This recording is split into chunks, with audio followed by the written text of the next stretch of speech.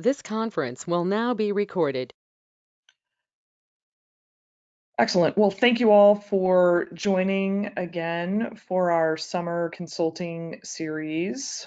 This has been a great set of events. I've really enjoyed it. I hope those of you that are returning have enjoyed. Those of you that are new to this conversation, welcome.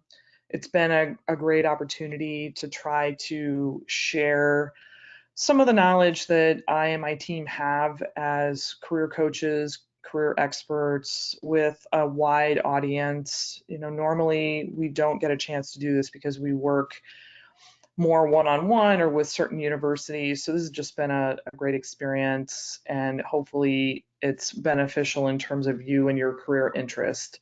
So our topic tonight is around you and why you and how you can assess if you have what it takes to be a consultant. That's what our focus is going to be. I know with some of the registrations, I saw questions that might have to do with other things, resumes, case interviews. We have some other webinars we've done. We'll be continuing to do these over the summer, so I may not hit on those topics precisely in this discussion. Certainly at the end for some of the Q&A, we may be able to touch on those. As we get started, a few things, again, for those of you joining that I have not had a chance to engage with in the past. My name is Pam Schilling. I run a company called Archer Career, and we work in the career coaching, career technology space. We've been at this for a very long time. The company's existed for about 10 years, but I've been a career coach in formal and informal ways for at least about 20 years, and spent about half of my career as a strategy consultant, half of my years in the technology space. I was in the career office at Chicago Booth working with full-time MBAs, pursuing a variety of roles. One of the most dominant was consulting. I've also worked extensively with part-time MBAs, executive MBAs, PhDs, postdocs, and undergraduate students. So I will be speaking to all of those audiences as part of this conversation and trying to connect some of the dots in this pathway. A couple of other things just to give you a little bit more insight of some programs. We have a number of things coming up that are going to be focused particularly on consulting and case interviews. So these are all on our website. If this is intriguing to you and this is maybe a career path that you're thinking about or pursuing, join us again.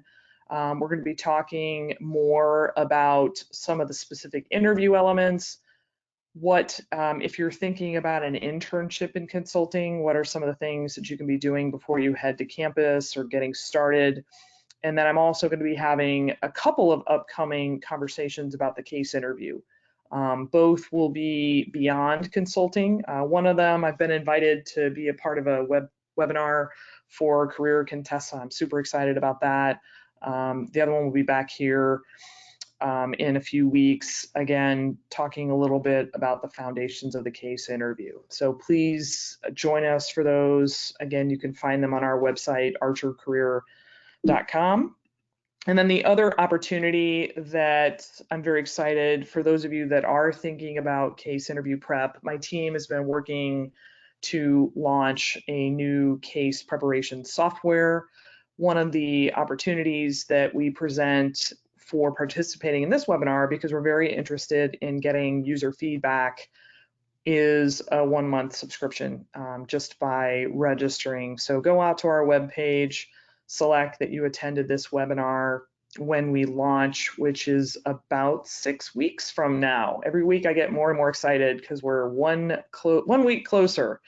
I'll be sharing some of that, and really excited about it. It's been a labor of love for our small and mighty team, and I think it's going to be really neat. And we hope that it's going to be beneficial to people thinking about case interviews, not just consulting, but beyond consulting. And then the other thing that we've been doing all summer is some really nice coaching sessions where we've not only discounted our individual coaching fee, but we're also donating that fee to a local organization. You can take advantage of that if it's something that you want to have a one-on-one coaching organization. We've donated over $800 for the past several months. I'm very proud to be supporting the community, and each quarter we get a nomination from one of our team members for the organization. This quarter we're supporting a group in Chicago called Center on Halsted. They support the LGBTQ community, which has a lot of interesting challenges that affect career and social justice and other things. So that's our organization for the next quarter. And again, that's just a wonderful way if you're trying to figure out a few things, ask some questions, get a quick check on a resume. We're doing that in a way to give you the benefit of some of that input, but also make a contribution again to our community. Excellent. So enough of the logistics and other marketing opportunities. Let's get to the matter at hand. So before I start talking about why you as a part of the consulting job search, I would love to have those of you that are on the webinar live in the chat describe why you think you might be a good consultant in 3 words or less. So pick something you think you do professionally well, or potentially a part of your personality. Some of you might be students, so you don't have a well-developed skill set. And no real deep thinking here. Just you obviously had an interest because you've dialed in tonight. So what is it about you, your personality, your experience that you think might be of benefit as a consultant?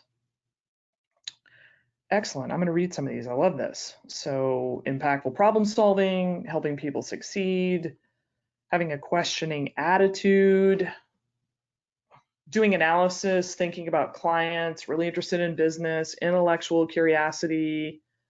Excellent. All those things make a lot of sense. And this focus around why you, partially what you want to keep in mind for this conversation is how you stand out, how you have skills and capabilities or motivations or approaches to thinking that differentiate you a little bit from the average business professional. When we talk about consulting, most often people think about the top tier strategy firms, however you want to list them, rank them, rate them. All that stuff is online, so I'm not saying anything that's unusual or taboo. Most people tend to think of the largest 3 firms, which the largest 3 strategy firms, which are McKinsey, BCG, and Bain. There are many other firms, Deloitte, Accenture, Oliver Wyman, Roland Berger, Alex Partners. The list goes on and on, EY, KPMG, et cetera, and then there's a ton of really amazing boutique firms, Chartis and ZS Associates and Blue Ridge and Stax and others, Altman Volandry, which I think is merged with somebody. When we talk about consulting in this conversation, I'm probably going to focus more on those types of firms. Now, there are plenty of consulting firms that are operating at different levels. They might be doing more implementation. They are excellent firms and have their own hiring considerations and criteria. There are also people that operate as independent consultants. They develop an expertise, and that expertise is highly valued. So there's this spectrum of consulting. When we attack this conversation for our purpose tonight, I'm going to think about the firms that are hiring the bulk of individuals off campuses through their experienced hire channels in a little bit of a more formalized way. Now, when we get to our question discussion, you're welcome to kind of broaden that conversation. Okay. Now, the next thing for a second, I am going to give you all a little bit of context, again, from my perspective, because I think it helps you understand where I'm coming from. So I have a chance, I'm very fortunate. I attended a top tier MBA program. I went into consulting myself. I worked for 3 consulting firms. One it was sort of one of the top, 5, 6 strategy firms. It's now Strategy and. I worked for a boutique that's also now part of PwC. It was called Diamond. And I was part of another kind of boutique called Huron Consulting Group. So I've seen consulting in a lot of different ways. And I've also been a hiring manager as a consultant. So I sat on the recruiting teams. I went to campuses. I've met people that are consultants from around the world. I worked with these individuals when I was in the career office at Chicago Booth, and now running the business at Archer Career, I and my colleagues have worked with people that have gone to a variety of firms, as well as some of these other great corporate organizations that have very selective hiring standards. So what that enables me to do is to draw patterns across some of the hiring criteria. The firms have individually some differences, but there are some common themes. So my job as both a strategist and a researcher is to try to connect the dots. And so some of the perspective that I share is because of this work and having multiple dozens and dozens and dozens of people get into these firms and seeing what is contained both in their resume from a presentation and a credential standpoint, but also knowing them through our interactions and their personality and their approach to work. So that gives you some understanding, a little bit of the context of my work. For our next couple of moments, I have a quiz for all of you. I'm going to put the quiz link into the chat so that you all can easily click on it, go out and take this quiz. And then for a moment, we're going to talk about the interpretation of the quiz. There are 10 short questions. Please do not think deeply about them. Don't overanalyze. If you get to one of the questions and it doesn't quite fit you, make the best estimate possible. Then on your notes, I would like for you to write down your score when you get to the end of the quiz, which is going to be something out of 100. And when you all are done, could you put into the chat done? Just type in done, and then I'll get a sense that the majority of everybody is done.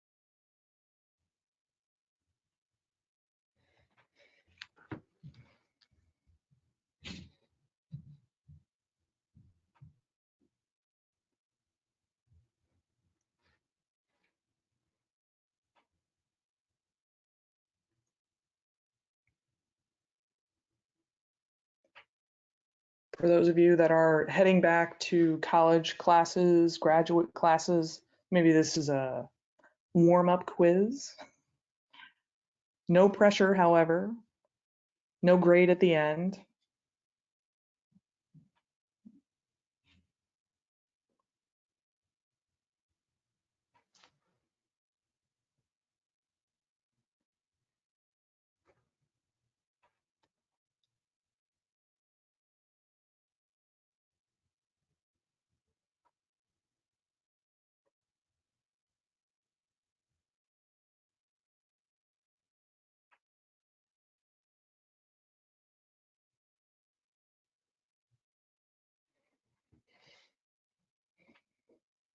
All right.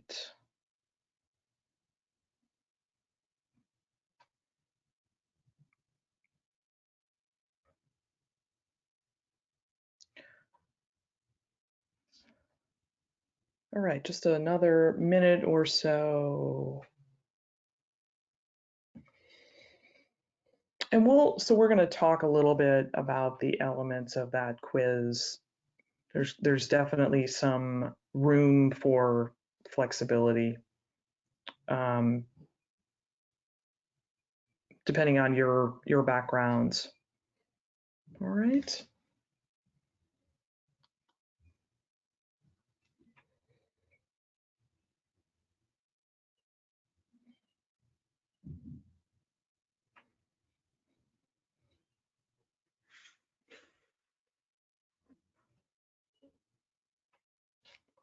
All right, I see a lot of dones.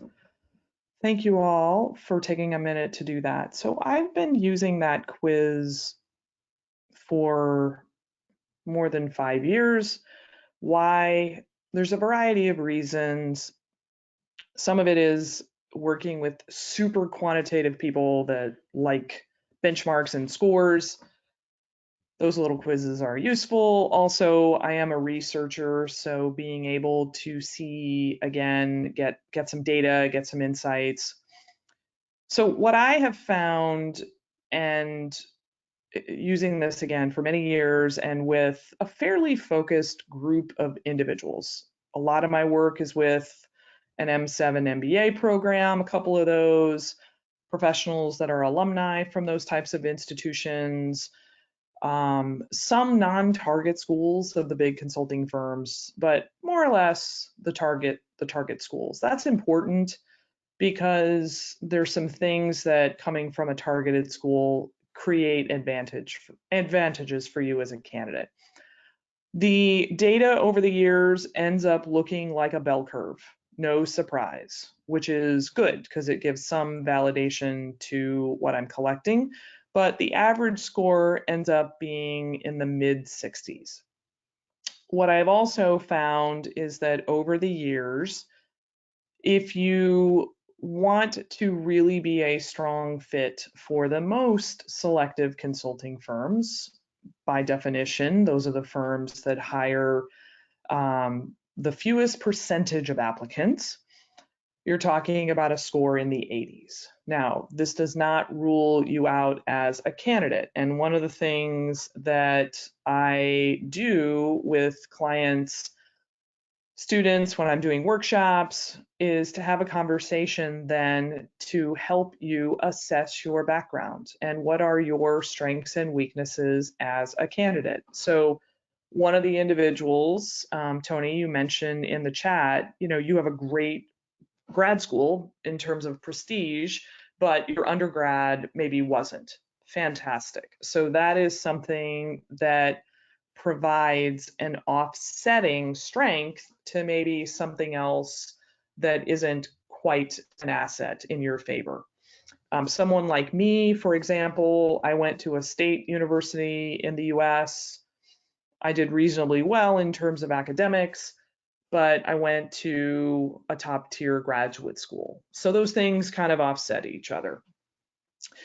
The thing that you want to be able to do is look at yourself relative to the hiring criteria. So if you are an undergraduate student, there are certain hiring criteria. If you are an MBA, there's a certain set of hiring criteria. For a PhD, an MD, a JD, other type of master's students, maybe master's in public policy. There's an advanced degree route that a lot of the firms have opened up.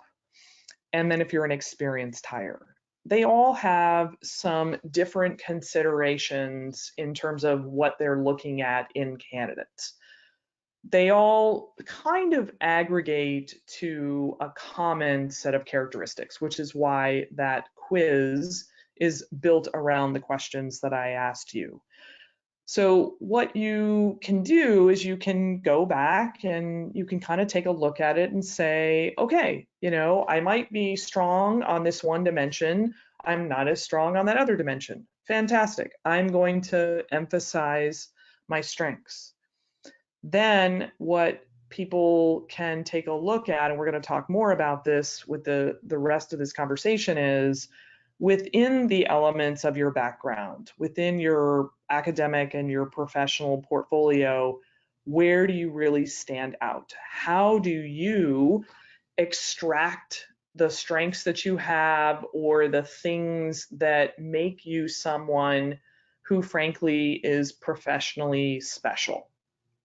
So those are some of the things that we're gonna talk through. All right. And just to kind of conclude that survey and its conclusions for you, it is not a definition of your talent, your hard work. It's not defining of you. I mean, when I take that quiz for myself, I'm probably in the mid 70s. But I know when I was a consulting candidate, I had amazing professional experience. I was very fortunate coming out of my undergrad to get into an amazing job and had some, very cool projects.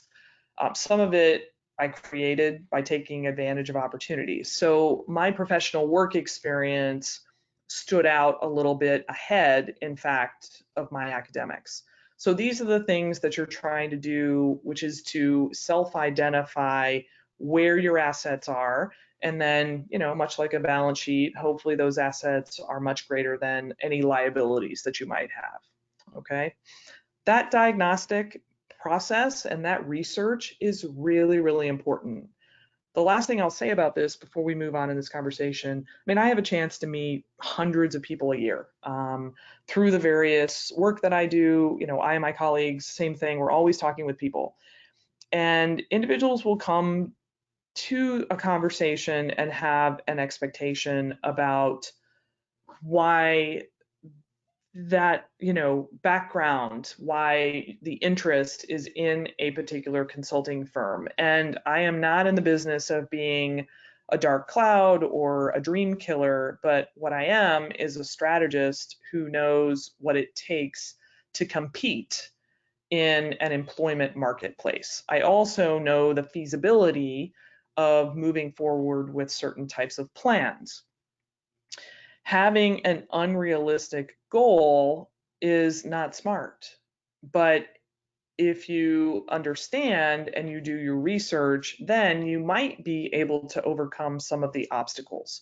And that's a lot of what you can do given who you are, what your background is, et cetera, et cetera. And then calibrating that to the types of organizations that you might be targeting. The research and really doing that alignment and having that self-assessment is something that I think the people who have the most success, they do that really, really well, and they do it day one. That leads us then into a conversation about you and your characteristics. And as I'm speaking to this, again, I place no judgments. This is not about talking about people that are better than other people or people that have certain advantages. It's trying to lay out some of the facts objectively. And one of the things that I know from my own experience is that I encountered consultants who told me that I would not get an elite consulting job. And some of it had to do with my GMAT was under their benchmark. That was something I couldn't change about my background. I was still in a great academic program. I had created myself a beautiful application and focused on my assets. And so the GMAT for me wasn't the strength of my application. Okay, so there were some people that told me that then that was going to be an impediment to getting a consulting job. Whatever, fine. I'm glad they told me. They maybe could have been a little bit more delicate about it, but I'm glad because it lit a fire. And what it enabled me to do, and then in turn, I have taken that in helping individuals assess themselves. It enabled me to really understand what it took to get hired by one of these firms. and the firms where also my background and skills would be most valued. And I remember, just as a thought, when I received my job offer from the consulting firm I first went to work with after I got out of business school, which was my top choice at that point because I had met them, I really liked their culture, I liked the work I did. But when they called me, there was this mutual excitement. And that is something that I will always remember. And it was because I had lined up my own background and characteristics to the kind of work that they did and the culture of that organization. And I created, the way I describe it is putting a key in a keyhole to unlock that door. And the better you do that, the better off you're going to be. If we then step back and we look at some of the common characteristics of consultants, there's a few things that stand out. One is that you are someone who consistently makes an impact in the organizations that you're a part of. Could be a volunteer organization, could be a class project that you're working on. It could be an internship that you've had. It could be something that you do as almost a hobby or as a mentor. The key is that you have this almost built into your DNA. And I think about the fact, when I go back in the history of time of myself, the signs of this were there. When I was in high school, I started a student group. When I was a camp counselor before I went off to college, I created an entire summer program for the students that I was working with because I discovered that I had the same students or the same campers the entire summer instead of just for 2 weeks. So I couldn't repeat things over the summer. I had to essentially create a whole summer-long program, and I initiated it on my own. And this pattern in myself, it went on, basically the whole time that I was in college.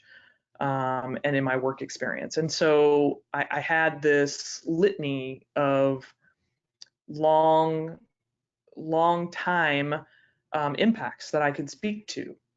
And for consulting firms, that is something that's very, very important because that's the nature of client work.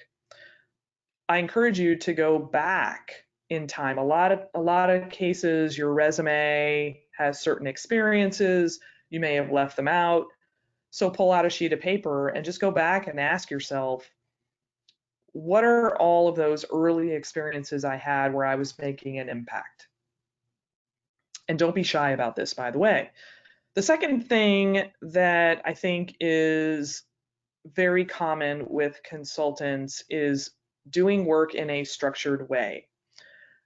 I am frequently made fun of by the people on my team, and in many cases it's worth it. I mean, I deserve it, I suppose, but I have some very routine things that I do.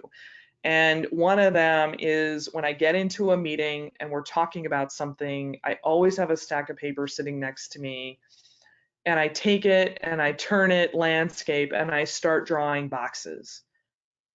And I don't know exactly when it was that this behavior began, but when I think back to being a college student and some of the things that I was able to do, I think it was somewhat in my nature. I like to put labels on things. Maybe that's a sign of other things like being a little obsessive compulsive, but there was just always a structured approach, I think, early in my college days. And so having the ways that you organize things, the ways that you think about things kind of categorically, that is very, very helpful to fit into the way that consultants work. Sometimes we haven't had to do this. You may not have signs yet that you work this way. But look at your notebooks, look at your class notes, look at the desk that you sit at. and look for signs. When you get a new project, how do you organize?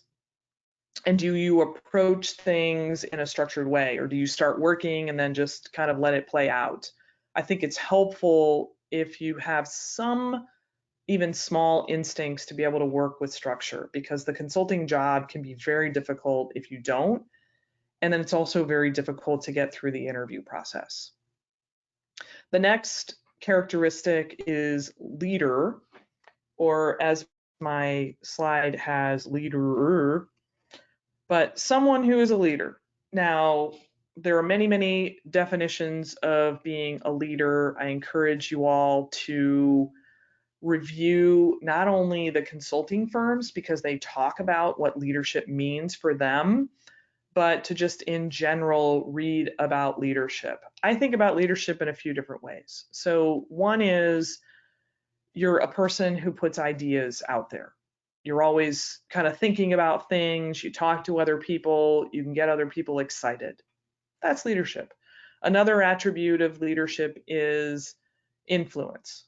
Not only do you have a good idea, but you can convince people to go forward with it, or to put money behind it, or resources, or time. There are other aspects of leadership that are more project management. Those have importance, but for strategy consulting, management consulting, it varies. But you definitely want to be able to take something from start to finish. That's a leadership characteristic. Your ability to deal with conflict. How do you directly talk with things? How do you go to people? How do you overcome challenges? Those are all characteristics of a leader. But there are other sides to leadership. Some of it is leading from within as a member of the team. How do you support the team and make sure that whoever's the formal leader gets things done? An area that I would encourage all of you to think about is the stand that you've taken to challenge things, and having a little bit of elements of courage. For those of you, we have quite a few international folks, but for those of you that are in the US, I was doing some of my own research in the last week or so, and McKinsey has actually changed their definition of leadership as part of their hiring characteristics. They went from kind of a definition of leadership to now a terminology that is inclusive leadership. This has much to do with some of the racial and social justice issues that are occurring in the United States right now. It was a bit of a response to that, I think. So inclusive leadership is really different than just leadership. And it has much more to do with how are you bringing together multiple voices, and how are you dealing with equity. So those are things that I think you want to do some study of and ask yourself, do you demonstrate leadership in multiple ways? This is crucial because as you become a candidate, you will have to talk about this in networking. You will have to talk about this in cover letters. In the interviews, these are the areas that are probed deeply. And as a consultant in the job, it is tough, and you have to be a leader. And I often tell people about some of the experiences that I had as a consultant to people who are pursuing consulting, and it's quite shocking. There's some really, really tough circumstances that I was in. Certainly, at a minimum, my leadership was tested. In some cases, my character was tested. So thinking about that and how you fit that makes a lot of difference in how you present as a candidate. The next area that I'll speak about is what I call being, ambiguity tolerant. Are you perfectly okay not having a lot of information at your disposal and going out and doing enough research that you can draw some conclusions? You are not going to have always all the information, There's a difference between being a consultant who is data driven and someone who might be a data scientist. So data science is, there's a lot of ambiguity because often you have massive amounts of data and you have to sort of sort through it and draw out the insights. Consulting is hypothesis driven, so you don't have a lot of information at the start. You have to create hypotheses and then you have to see them through to conclusions. And I think about this just based on many of the projects I did as a consultant where there was no right answer.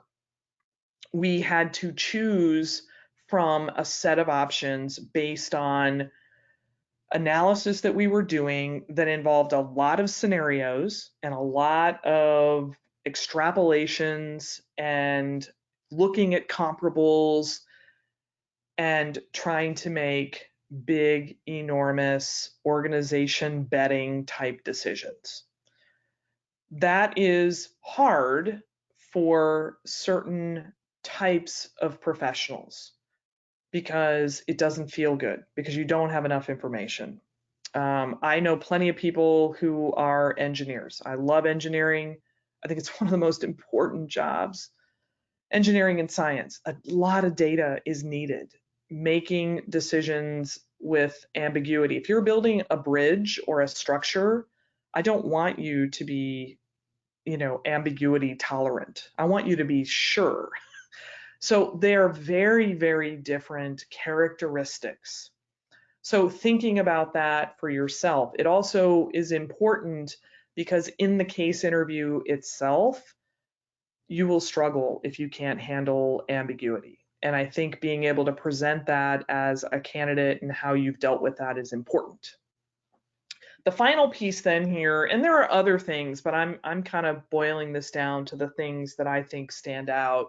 And some of you mentioned this as well. You definitely have to like challenges. Every consulting project I think I've worked on, we didn't have enough people. We had unrealistic expectations from the client. We had deadlines that were crazy. We had big, huge goals that had to be met. I worked on an airline that was in bankruptcy. I worked for a public transportation agency that the president had gone on record saying that something would happen, and it was months behind. That doesn't make for good politics. I worked for a microfinance organization that had thousands of constituents whose financial future was at stake. These are big, tough problems. And in concept, it might sound really cool to work on those things. When you get into it and it's 80, 90, 100 hours a week, you never take your foot off the pedal for weeks and weeks and weeks, and you've had to redo an analysis time and time again, and you've been challenged by the client that that's not right, it doesn't look right, can you run the numbers, can you meet with the 12 people of my direct reports, it gets a little bit grueling. But many of the consultants I know and many of my friends who have stayed in consulting for, it's been 20 years since we finished business school, they thrive on that. They love it. And some people love it for 2 years and some people love it for 20 years. But it's really being able to say to yourself, I want to climb that mountain and I don't care what the storm or the weather is like. I really want to climb that mountain. And why is that important? I think it's important because some people value different things. And having that self-assessment is really important. There are people that I have very honest conversations with, and I encourage some self-exploration because the things that you might really enjoy, and there might be certain kinds of challenges, but it might not be inside of a consulting job. So it's okay to ask yourself if you really have all of these characteristics. And then if you do, fantastic, awesome. This is the path that you want to be on. So it's both an opportunity to self-assess and an opportunity to confirm. Okay, so thinking about some of those things gives you a little bit of a sense. Now, when you go out to the various consulting firms, and I take no biases to any one of them, I'll just use McKinsey as an example. You all should look at all of the firms. If you look under their career pages, they have those characteristics. What we look for, they tell you: personal impact, entrepreneurial drive, problem solving skills, inclusive leadership. That's what I was speaking about. Guess what? They have a 10-question quiz. Apparently, my quiz was innovated on by McKinsey. No, I'm just joking. But thinking about this is really important. And then you look at another firm and look at their career page and try to, discern what are some of the things that they value and their characteristics and match. So each and every organization, if you cross the firms, they'll tell you a little bit about what's important to them and how you can prepare to speak to some of those things in their interview process. All right. So, when I scroll through a little bit and I come to Bain, notice that their characteristics are slightly different than McKinsey's characteristics. Kind of at the common themes, they're similar. So, for example, Bain uses the terminology entrepreneurial drive. It's just not the headline, it's part of the description. They use more of the headline as passion, but more or less, there's some similar things.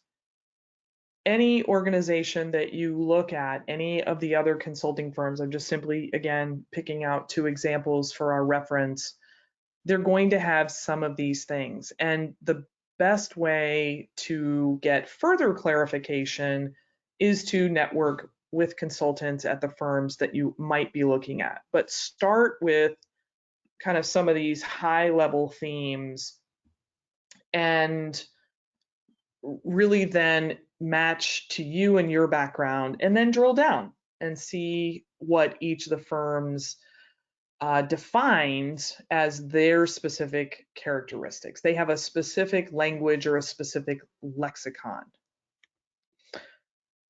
What then you should advance as your next steps, and this is really where the why you question comes about, is what are your strengths? Another way that I like to talk about this is your professional superhero powers. And if we look at the superheroes, all of them have different powers. The Avengers, the League of Nations, whatever your favorite superhero description is, each superhero has a different set of powers. You want to think about yours and how you're going to talk about them. They should be a skill that is valued in the context of consulting. So as an example, I really value the professional skill of project management. I think people who've done project management are great at it, who have a PMP. It's amazing. It's a skill that is highly demanded by a lot of organizations. In consulting, it depends on the firm and it depends on the role that you play. The management consulting firms, the strategy firms, the most important hiring criteria is probably not project management. So you may repurpose the way that you talk about that skill to make it a skill that is valued, and it could be around impact. That's just an example. Your strengths also need to be put in context of the consulting job, serving clients, working on projects, working within consulting teams, working on the kinds of issues that are relevant to the type of consultant that you want to be. And so there are risk consultants out there. There are consultants that focus on financial services. There are consultants that focus on the healthcare environment, payer and provider. All of those are different types of issues that those consultants are working on. So thinking about your skills in the context of the consulting job is relevant. Now, if you're an undergraduate student, by the way, some of you listening may be really early in your careers. Your skills are going to be in context of being a student. You can be a leader, you can make an impact, you can solve problems, you can be creative, all of those things. You're just going to do it in the backdrop of student organizations, classroom, experiential learning, working in part-time jobs, working in internships. Same for those of you that have a PhD. I know there's a few PhDs. It could be in the context of your research, whether it was in a lab or other types of research. Put those skills in context. If you came up with a new idea that was novel in your field, think about it then in the context of the consulting job. That's going to help with the translation of your background. And then the final piece is a strength is something that you've used over and over again. I will have this happen occasionally when I'm doing interview prep with some of my clients, where I ask about a strength, and then I ask for an example of it, and then I ask for a second example of it, and I get a blank stare. And so what it means is that something's not a strength if you did it once. It's important, and it's potentially a strength in development, but it's probably not a strength that you would bring to an interview setting. And as a simple example, in my consulting experience, I actually didn't do a lot of work in healthcare. That was one of the industries. I was a generalist, but I didn't do a lot of healthcare work. But one project I did for a hospital system, and it had to do with the supply chain, it had to do with strategic cost reduction, and we had to take a particular category of medical supplies and try to remove cost from the procurement of that medical supply. Okay, so I did that once in a 25 year career. I would not call myself a supply chain expert. I would not describe my strengths in supply chain. I dabbled, I know the lexicon, I can speak some of the key things. I can tell you what we did on that project. There were some very cool things. I'm super proud of it. It had a big impact, but it is not a strength of mine. I wouldn't go there because I only did it once. So this is a set of criteria when you're starting to think about why you and how you're going to present yourself to the firm. And again, try to stand out amongst a group of really talented candidates. Let's do this for a second, just to make sure that everybody is awake and listening and thinking about some of these things I'm talking about. So I would love to have you guys go back to the chat and in 2, 3, 4 words, describe what you think is a strength that you have. And let's see what is coming to mind.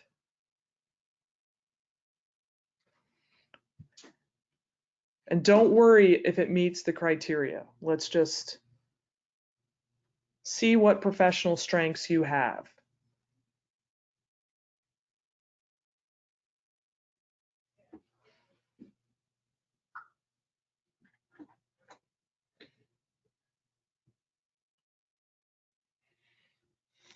All right, communication is one. I like that.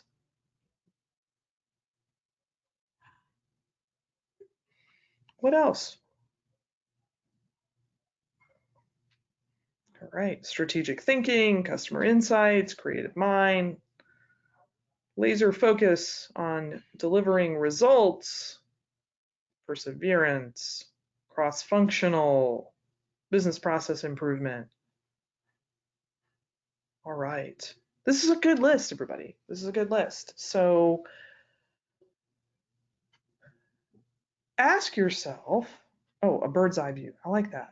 Ask yourself, so one of the things that I think helps in this process is to be harshly critical of yourself, not to the stage where you are feeling defeated, but harshly critical. And ask yourself, is that strength special? Do I do it better than others? If I went out and surveyed people that I work with, would that be what they said was the one thing? If I was picking, here's another way to think about it. If I was picking a team in the company where you work for a special project, and I needed a certain set of strengths in the people on that team, why would you be picked on that team?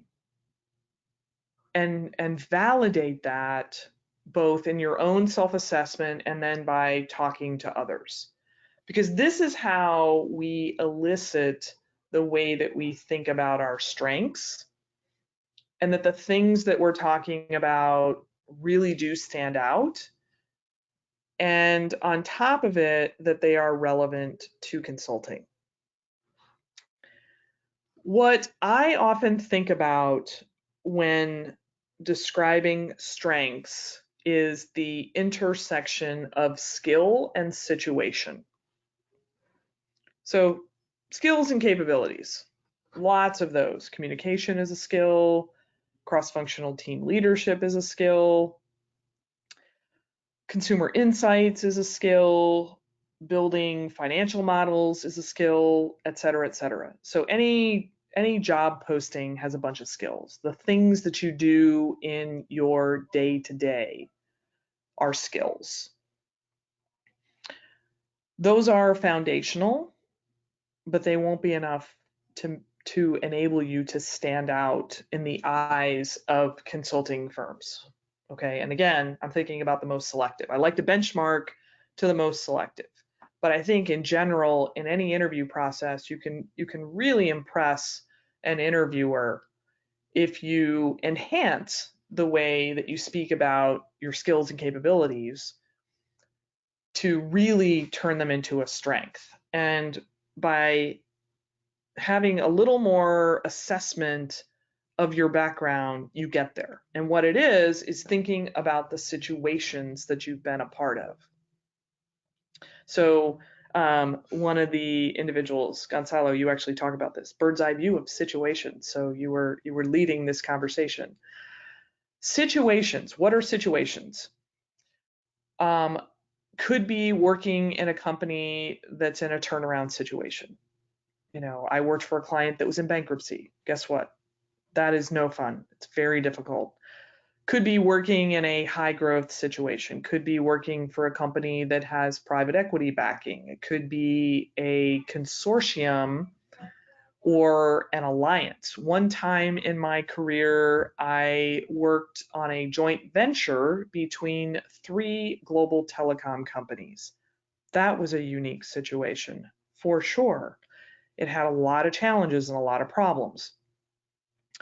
So all of this is, and I'm talking about the business situation, the organizational life stage, the environment that you were working in. It could be a crisis. It could be a new executive team. It could be a strategy shift, a company that was going through a transformation. All of these types of situations, when added to your skills and capabilities, that is what makes a strength. So in my work, I would say one of my strengths is understanding executive motivation beyond the profit motivations of the company.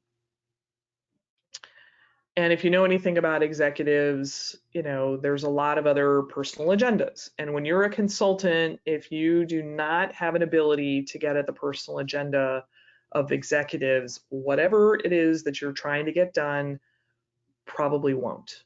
So I would call that one of my strengths.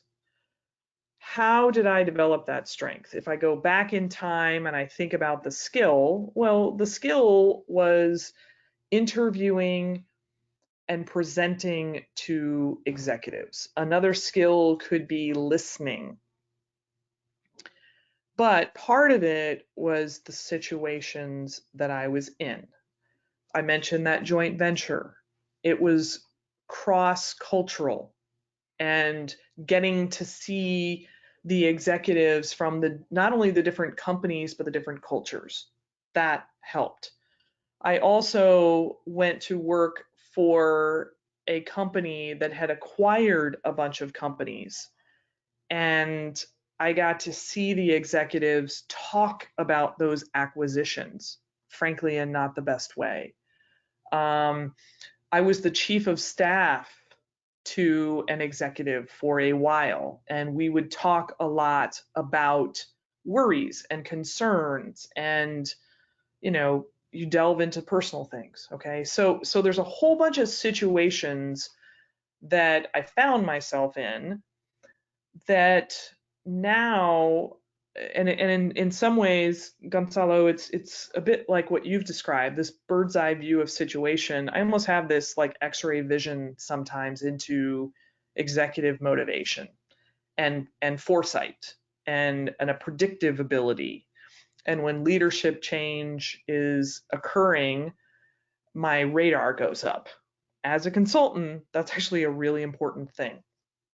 And by the way, it also came about by getting blindsided, not understanding an executive motivation. So sometimes our strengths get developed by having a failure in the past.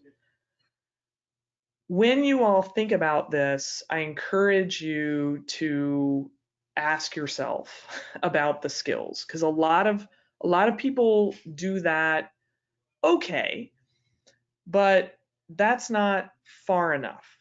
Put them into these other situations, and then what happens is they really blossom. And what begins to occur when you speak about those skills to the individuals that you're interviewing with, that you're networking with, they will say to themselves, oh my gosh, that skill is totally spot on for what we're doing at our client right now. Or the way that person just described their strengths, it's so cool because I haven't really heard it talked about that way. And that's one of the things that sets you apart. So it's going a little bit deeper, it's doing a little bit more analysis of your background, thinking, excavating some of your past experiences a little bit more, and then finding this intersection between skill and situation. That's just one of the things that I have found over the years really makes a difference when people talk about their strengths.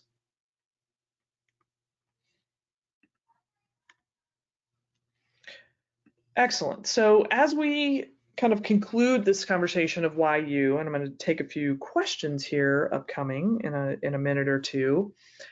One of the things you have to understand when you're thinking about yourself is that it's hard to benchmark.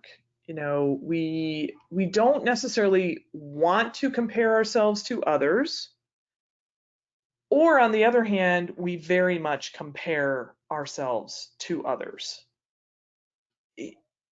It's not about that, but I think it's hard to understand exactly what some of the other candidates have. Now, I have been in the good fortunate position where in any given year, when I was working in the career office at Chicago Booth, I would see 500 resumes.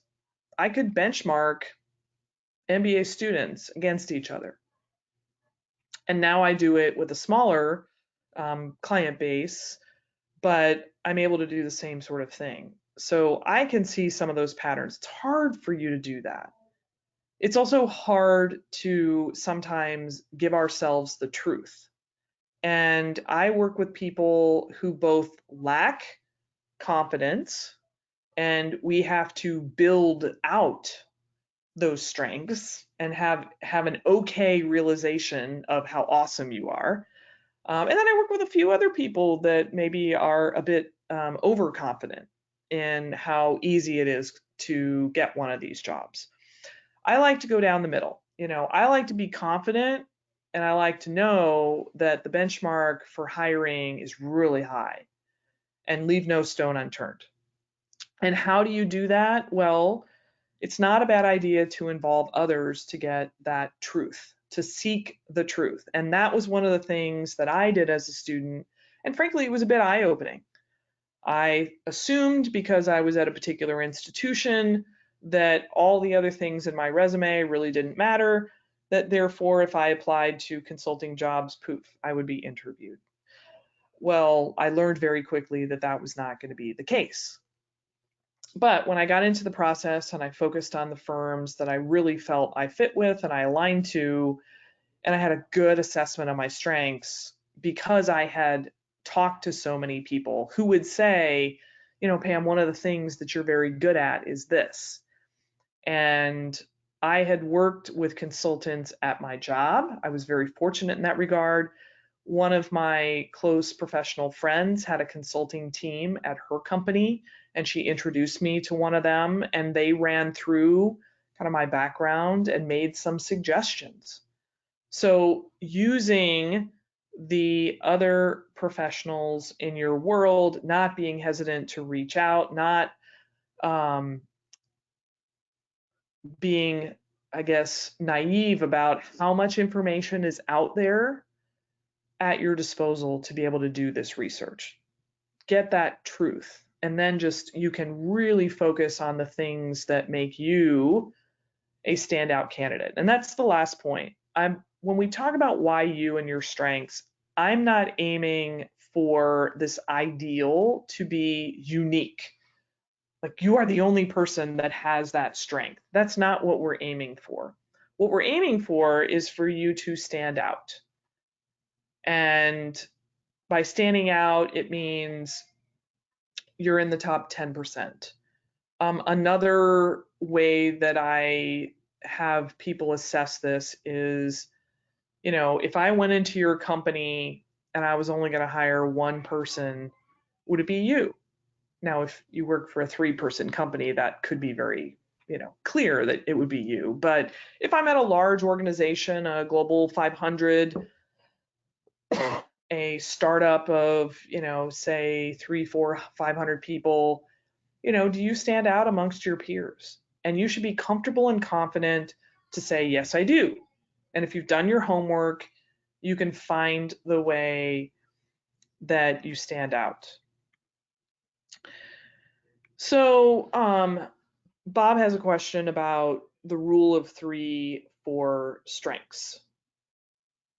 I think it's a good idea to have 3 or 4 strengths in your interview notes, in your understanding. Now, in an interview, you may be asked to speak to one of your strengths. What do you think is your most significant strength? I also could ask you, why should we hire you? And you may give me one main strength and then 2 sub strengths. So my suggestion is have multiple strengths because consultants are decathletes. They tend to have to do many things well. And also be flexible in how you present them. Stepping a little bit before the interview, you might have to put these in your cover letter. And when you go back to those places that describe what they're looking for, what you're going to be trying to do is aligning. So if you're a problem solver you're going to go into your background, and ideally you're going to align an experience to the problem solving skill. If you're a leader, you're going to describe leadership, you're probably going to align it to an experience. So you want to have a couple of strengths, I would say 4, maybe even 5. But knowing kind of the prioritization of them. So hopefully that makes sense. And different people have different thoughts about this. I just know that the interview process isn't so routine, and sometimes having 3 or 4 and then presenting 1 might be the focus of the interview. Sometimes it might be 2, sometimes it might be 3. So you want to be flexible, right? Now, how do you guys do this research? Look at the consulting firm websites. Look at resources like Reddit. Talk to alumni. Buy books. There's a few books that are useful. You can do Google searches. There's all kinds of information out there. The best, probably one of the best starting places is the websites, reading these. And even if you're not interested in a particular firm, read about the firm. Kind of go from consulting in general to maybe the area of consulting that you're interested in to then the firm. And learn from the firm websites. I also think there's a consulting subreddit. There's a whole area of it that talks about resources and information for consulting. And it's really good. I read it. I contribute to it sometimes. Sometimes different universities have consulting information that is public. So look at career pages. Columbia Business School actually has a lot of public information. Don't tell them, although maybe they do it by design. It's kind of a nice marketing tool. And spend some time reading, and then talk to a few consultants. And if you are part of an institution that has alumni, speak to them. If you don't have kind of a direct path, then go on to LinkedIn. Look at the region that you're in, look at the city that you're in, find some people that maybe are in that office, in that city, in an area that you're interested in, and just reach out to them with a very nice message in LinkedIn. I'm a young professional, I'm an undergrad student, I'm a PhD student, whatever your particular situation. I'm a experienced professional.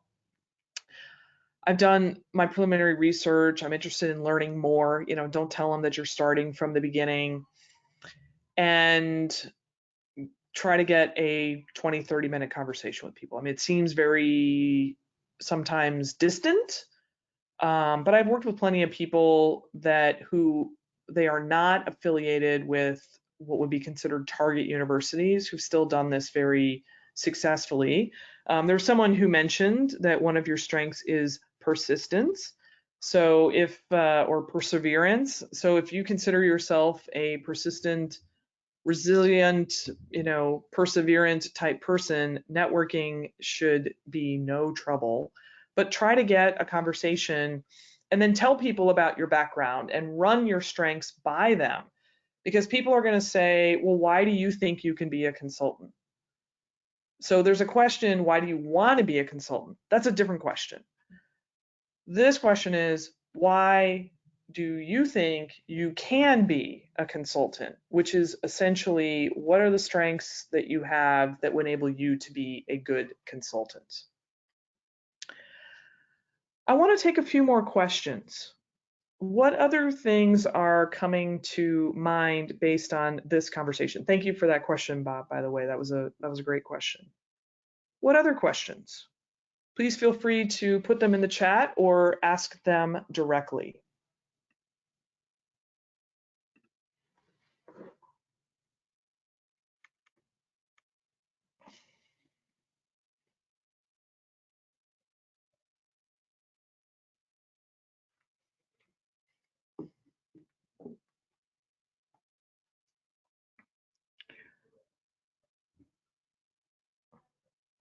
So one of the questions that I've just gotten, thank you for that, Gonzalo. So can you follow a consulting career in being a change management agent in an ERP system implementation? So I'm going to answer your question. I'm also going to broaden it. So change management is a niche area of consulting. And this is one of the things when you all think about consulting, depending on your interests, think about it as a triangle. And at the very top of the triangle is strategy. Strategy is, in fact, one of the smallest areas, although it's the most talked about. But companies don't need 50 million strategies. Then you get down and you have operations consulting, and you might have risk consulting, and you might have marketing and sales and product development and all these other things. Then you get down, kind of even deeper, and you have these greater and greater specializations, certainly change management. And if you're in that area and you want to move to another area, that's also another consideration. You may have some experience and background where you've gained some perspective. So you can definitely work as a consultant in a niche area. You can also, if you're in a niche area, move to other areas, but you have to think a little bit about the connections, okay? And then in that career path, there are firms that only do niche consulting. If you were in Chicago, there is a firm called Clarestri, I believe is how it's pronounced. And pretty much all they do is change management. If you work for Accenture, which is the largest consulting firm in the world, if you define consulting very broadly, within Accenture, there are change management consultants. So I don't know, Gonzalo, if that completely answers your question, but the way that I would think about it is there's broad strategy consulting, there's kind of management consulting, there's sort of functional consulting, and then there's very niche areas that touch just about any process or project or area within an organization. So yes, you can follow that type of career. So hopefully that answers, and if not, I'm happy to follow up.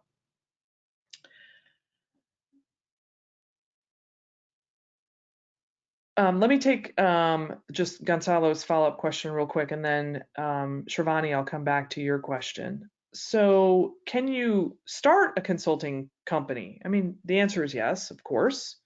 Plenty of people do it. If you have an expertise, if you have credentials, if you have case studies, absolutely. That's a little bit of a different conversation. I feel that could be a whole webinar in and of itself. But absolutely, and there are companies, organizations who sometimes need a specialist. Maybe they don't want to hire a big firm to do it because of the cost structure of that big firm. So absolutely, those are definite paths, and that is what I would call either boutique consulting or independent consultants, right? And some of the characteristics are similar. But probably what would differentiate you is you really have to have some good specialization, some background, maybe some example projects that would enable you to do the business development to get a few first clients, or you have a client that just has faith that you can do it. So if you're interested in that, definitely do some investigation and maybe find some people that have gone down that path. All right, so one of the other questions, how does one stand out as a candidate when you haven't had any prior experience in consulting, especially when you're competing with experienced consultants for the same job? That's an excellent question. I think I'll answer it in a few ways.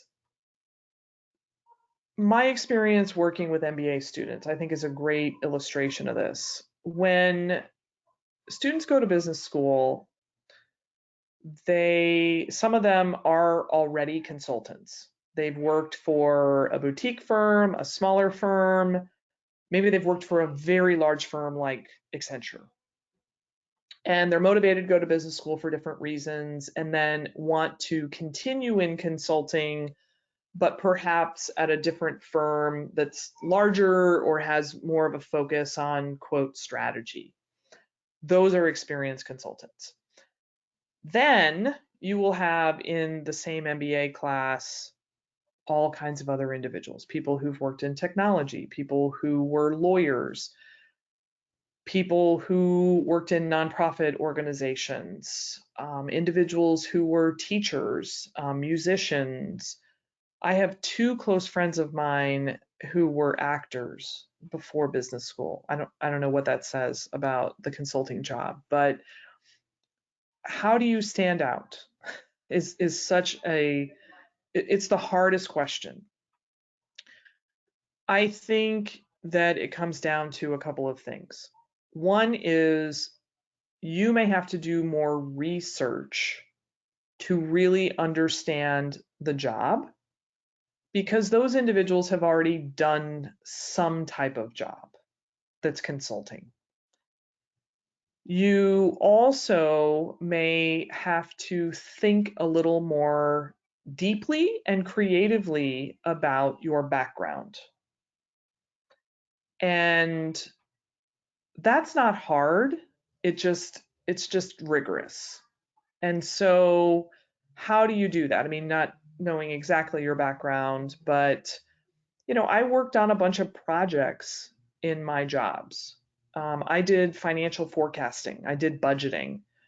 I thought about ways that I had changed those processes as opposed to just running those processes.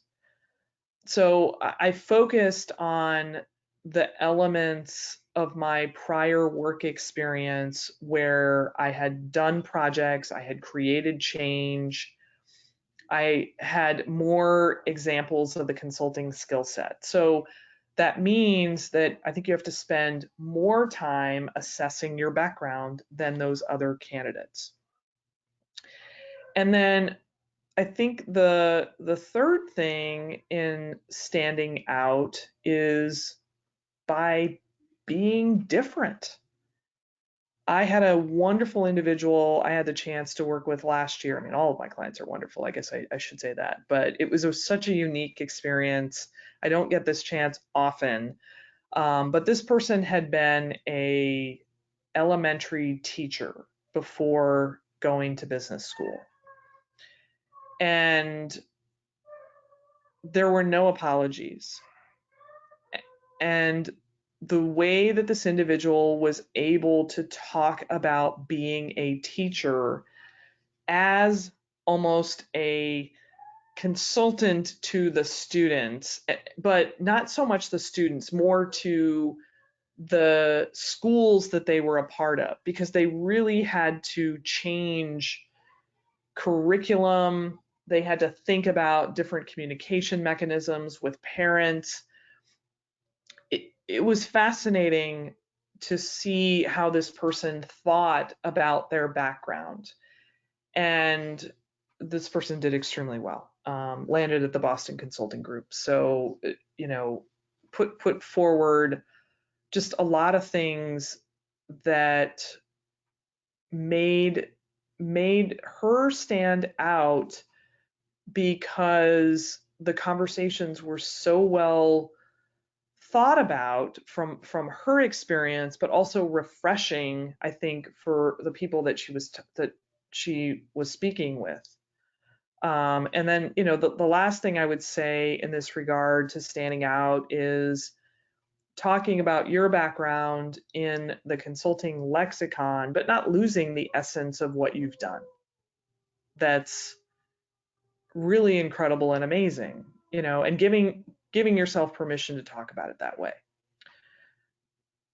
If you can think about those things, that's going to help you a lot. That's going to help you a lot. So hopefully that gives you some ideas.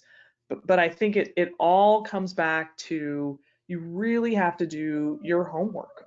First, knowing what the consulting firms are looking for, and then really, really thinking about your background and how you're going to articulate it. There's not a lot of easy work to be done there. Okay, so hopefully that helps, Shivani. There's another question about sustainability and natural resources. I will probably tell you I'm not an expert in that field. I do have a couple of clients of mine that work in energy. My comment about anything in the future of consulting is that it's huge opportunity. I have a very good friend of mine who I went to business school with. He's a senior partner with McKinsey. He started their IoT practice. Consulting firms, one of the reasons why they want people with entrepreneurial drive is that they want you to stay on top of the issues of the day and to build thought leadership around them. So I would have to, think that on a global scale, energy is one of the most critical issues that both business and, society and the environment face. So it should be of interest, but you got to do your due diligence there. There's another question that I have about, let me just look at this real quick. Consulting firms are often looking for candidates that can mold into a certain type of professional. So if that's the case, is being too different a bad thing? How do you then differentiate when they're looking for something cookie cutter? I think it's a very good question, and it doesn't have a straightforward answer. When I think about this discussion, which is why and you're trying to stand out, what I think there's two phases of standing out. One phase is those with readiness to be a consultant and those not ready to be a consultant. Those groups separate fairly easily because there's just some people that aren't wired to be consultants. They're wired to be investment bankers. They're wired to be researchers or working in entrepreneurship or et cetera, all these other professional fields. They're just not wired to be consultants. So the first thing you're trying to do is really stand out from that group. Then you're likely interviewing with a certain organization. In any type of hiring, it is critical to understand the culture and the hiring criteria of that organization. Consulting firms are no different.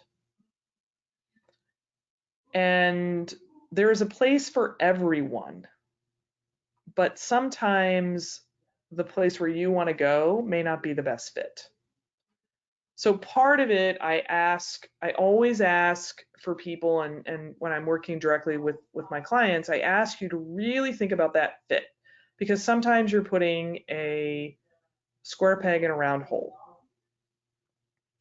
And if the firm is looking for something that is a particular model of a professional, it's going to be hard to force fit that. Or what's going to happen is you can fake it in the interview process or make it, and then you get there and you won't stay long.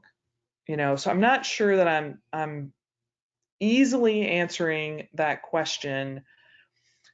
What I think you all ought to have faith in is that there's a place for you. The job is to really figure that out.